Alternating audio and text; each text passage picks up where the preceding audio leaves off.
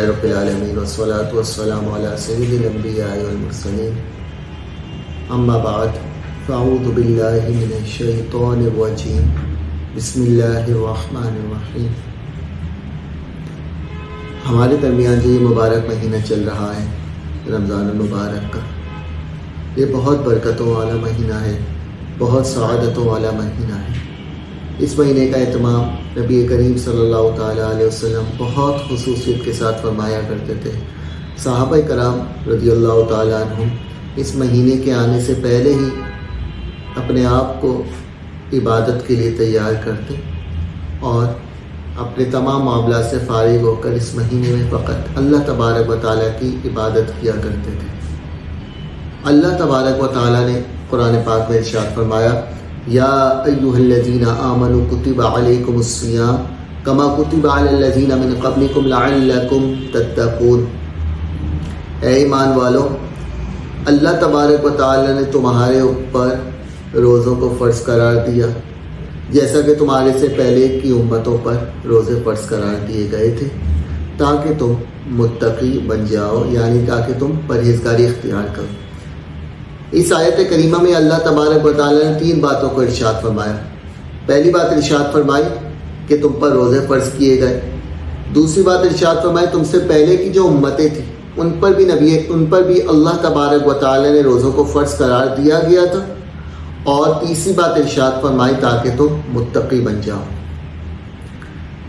سب سے پہلے ہم دیکھتے ہیں کہ اللہ تبارک و تعالیٰ نے کون سے مہینے کے روزوں کو اس آیت مقدسہ میں فرض قرار دیا گیا۔ اللہ تبارک و تعالیٰ نے ارشاد فرمایا، یا ایھا الذین آمنوا کتب علیکم الصیام، اے ایمان والو تم پر روزوں کو فرض قرار دیا گیا۔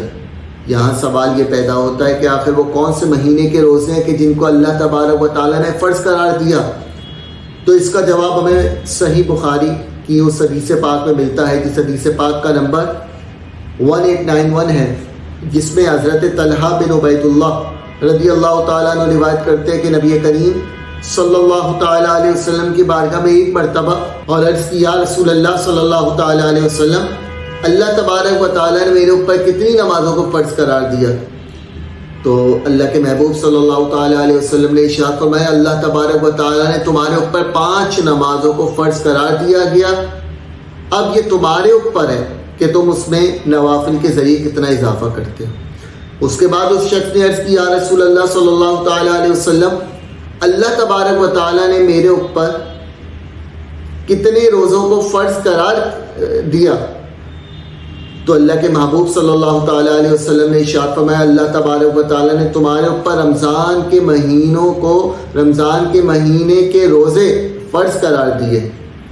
اب یہ تمہارے اوپر ہے کہ تم نوافل کے ذریعے اس میں کتنا اضافہ کرتے ہو، کتنے نفلی روزوں کے ساتھ اس میں اضافہ کرتے ہو۔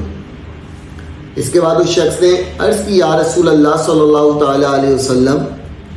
کیا اللہ تبارک و تعالیٰ نے میرے اوپر زکوٰۃ کو فرض قرار کیا؟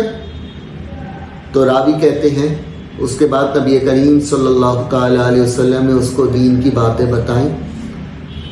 اس پر وہ شخص کہنے لگا، اس ذات کی قسم جس کو نہ میں نے عزت دی ہے نہ آپ نے عزت دی ہے، بلکہ وہ حقیقی عزتوں کا مالک ہے، اس اللہ تبارک و تعالیٰ کی قسم جو اللہ تعالیٰ نے میرے اوپر فرض قرار دیا، میں اس میں نہ کچھ کم کروں گا اور نہ ہی اس میں کچھ اضافہ کروں گا۔ اس پر نبی کریم صلی اللہ تعالیٰ علیہ وسلم نے فرمایا، اگر تو اس نے سچ کہا، یعنی اگر اس نے واقعتاً فرائض کی پابندی کی اور اس میں کچھ کمی نہ کی تو اللہ تبارک و تعالیٰ اسے داخل جنت فرما دے گا۔ اس کے بعد آیت مقدسہ کا دوسرا حصہ، جس میں اللہ تبارک و تعالیٰ نے ارشاد فرمایا، کما کتب علی الذین من قبلکم، کہ جیسا کہ اللہ تبارک و تعالیٰ نے نبی کریم صلی اللہ تعالیٰ علیہ وسلم کی امت سے پہلے کی امتوں میں روزوں کو فرض قرار دیا۔ اس آیت مبارکہ سے ایک بات تو ہمیں یہ پتہ چلی کہ روزہ ایک ایسی عبادت ہے کہ جو اللہ تبارک و تعالیٰ نے نبی کریم صلی اللہ تعالیٰ علیہ وسلم سے پہلے بھی اپنے انبیاء کی امتوں کو عطا کیا۔ روزہ حضرت آدم علیہ السلام سے لے کر حضرت عیسیٰ علیہ السلام تک امتوں میں فرض قرار دیا گیا، لیکن وہ الگ بات ہے کہ اس کی ہیئت کچھ اور ہوتی تھی، اس کا وقت کچھ اور ہوا کرتا تھا، اس کا ٹائم کچھ اور ہوتا تھا، لیکن روزہ جو ہے، نفس روزہ، وہ تمام امتوں میں فرض قرار دیا گیا تھا۔ اور یہ روزہ جو ہے نبی کریم صلی اللہ تعالیٰ علیہ وسلم کی امت کو 2 ہجری 10 شعبان المعظم کے دن تحفہ ملا تھا۔ اس کے بعد اللہ تبارک و تعالیٰ نے آیت کا تیسرا حصہ کچھ اس طرح ارشاد فرمایا، لعلکم تتقون، تاکہ تم متقی بن جاؤ۔ اب یہاں یہ بات ہمیں سمجھنی چاہیے کہ اللہ تبارک و تعالیٰ نے پہلے ارشاد فرمایا کہ اللہ تعالیٰ نے تم پہ روزوں کو فرض کیا،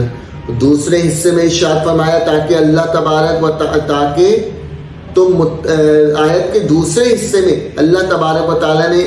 اس طرح ارشاد فرمایا کہ یہ روزہ تم سے پہلے کی امتوں میں بھی فرض قرار دیا گیا تھا، اور آیت کے تیسرے حصے میں اللہ تبارک و تعالیٰ نے روزے کے فرض کرنے کا ریزن بیان کیا کہ آخر کیا وجہ ہے کہ اللہ تعالیٰ نے اپنے بندوں پہ روزوں کو فرض قرار دیا۔ اللہ تبارک و تعالیٰ کو ہمارے بھوکا پیاسا رہنے کی کوئی حاجت نہیں، ہم بھوکے پیاسے رہیں، اس سے اللہ تبارک و تعالیٰ کو کوئی فائدہ نہیں پہنچتا۔ تو آخر کیا وجہ ہے کہ اللہ تبارک و تعالیٰ نے پورے 30 دنوں تک مسلمانوں پر یہ فرض قرار دیا کہ مسلمان فجر سے مغرب تک بھوکا رہے؟ تو اس کا ریزن اللہ تبارک و تعالیٰ نے ہی ارشاد فرمایا لعلکم تتقون، تاکہ تم متقی بن جاؤ، تاکہ تم تقوی اختیار کرو، تاکہ تم پرہیزگار بن جاؤ۔ یاد رہے کہ روزے کا جو اصل مقصد ہے، روزے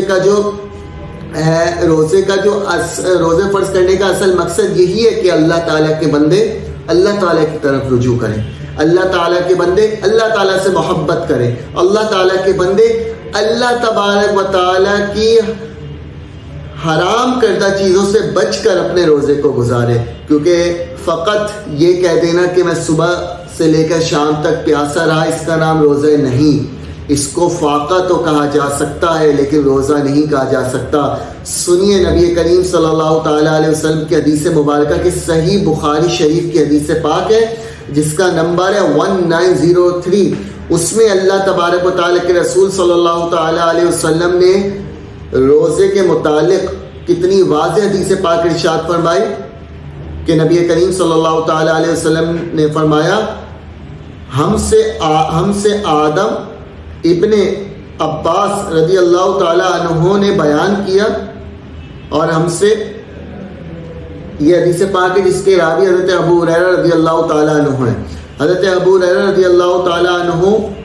بیان فرماتے ہیں کہ رسول اللہ صلی اللہ تعالیٰ علیہ وسلم نے فرمایا، اگر کوئی شخص جھوٹ بولتا ہے اور دغا بازی کرتا ہے، روزہ رکھ کر بھی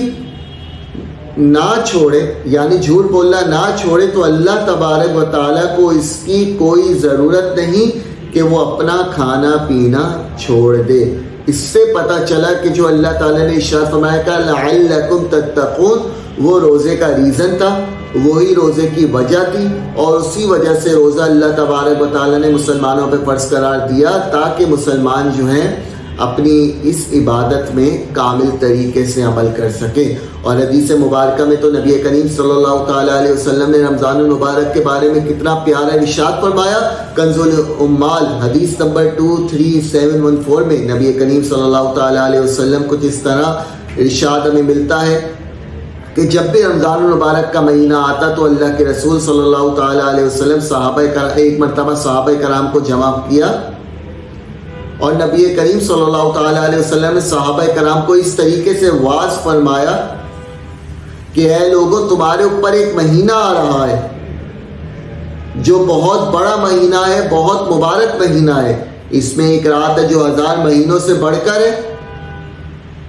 اللہ تعالیٰ نے اس کے روزوں کو فرض فرمایا اور اس کی رات کے قیام یعنی تراویح کو ثواب کی چیز بنایا۔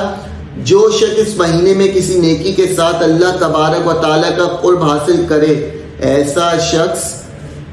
وہ شخص ایسا ہے جیسا کہ اس نے غیر رمضان میں فرض کو ادا کیا، اور جو شخص اس مہینے میں فرض ادا کرے اللہ تبارک و تعالیٰ اس کو 70 فرض ادا کرنے کا ثواب عطا فرمائے۔ یہ مہینہ صبر کا مہینہ ہے اور صبر کا بدلہ جنت ہے۔ یہ مہینہ لوگوں کے ساتھ غم خواری کرنے کا مہینہ ہے۔ اس مہینے میں مومن کا رزق بڑھا دیا جاتا ہے۔ جو شخص کسی روزہ دار کو روزہ افطار کرائے اس کے لیے گناہوں کے معاف ہونے کے اور آگ سے خلاصی کا سبب ہوگا،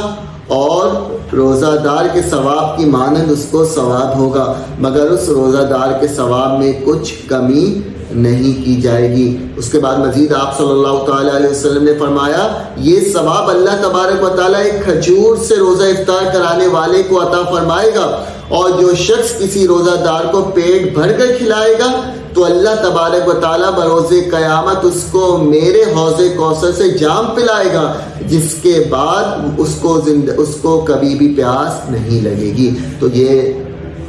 سامعین گرامی یہ مبارک مہینہ ہے، اس مبارک مہینے میں عبادت کیجئے، اس مبارک مہینے میں اللہ تبارک و تعالیٰ کو راضی کیجئے۔ یہی وہ مبارک مہینہ ہے کہ جس میں اللہ تبارک و تعالیٰ اپنی رحمتوں